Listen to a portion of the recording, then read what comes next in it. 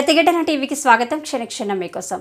కేరళ రాష్ట్రంలోని వయనాడులో ప్రకృతి కనివిని ఎరగని రీతిలో విధ్వంసాన్ని సృష్టించింది.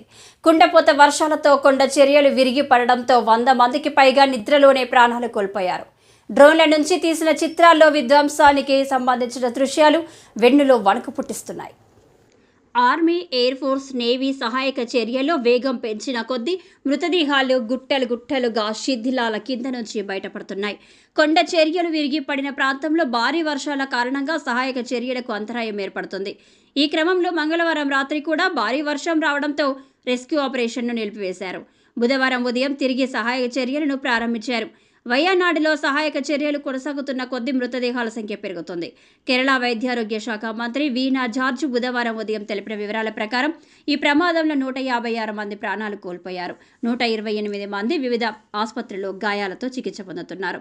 116 మృతదేహాలకు పోస్టుమార్టం పూర్తి చేసినట్లు తెలిపారు. వయనాడులో విపత్తు నిర్వహణ బృందాలు, సైనికులు సహాయక చర్యలు కొనసాగిస్తున్నారు. కేరళ రాష్ట్రంలో పలు జిల్లాల్లో వచ్చే 24 గంటల్లో భారీ వర్షాలు కురుస్తాయని వాతావరణ శాఖ హెచ్చరిస్తుంది.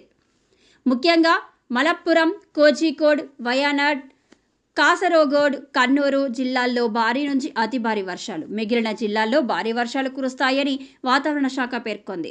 దీంతో నేడు భారీ వర్షాల కారణంగా 12 జిల్లాల్లో విద్యా సంస్థలకు ప్రభుత్వం సెలవు ప్రకటించింది.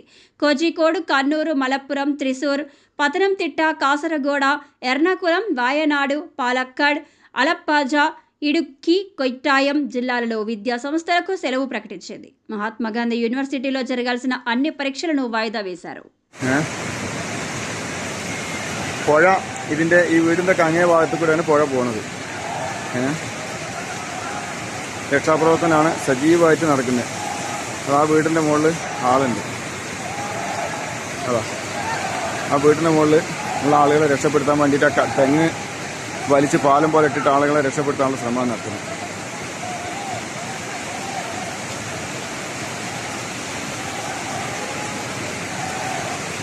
ആ വീടിൻ്റെ മൂലയിലേക്കാണ് വണ്ടിയാണ് തല കുത്തനെ നിൽക്കുന്നത്. ആ കാറ് എന്തായാലും വളരെ പ്രയാസപ്പെടുത്തുന്ന കാഴ്ചകളാണ്. ഒരുപാട് വീടുകൾ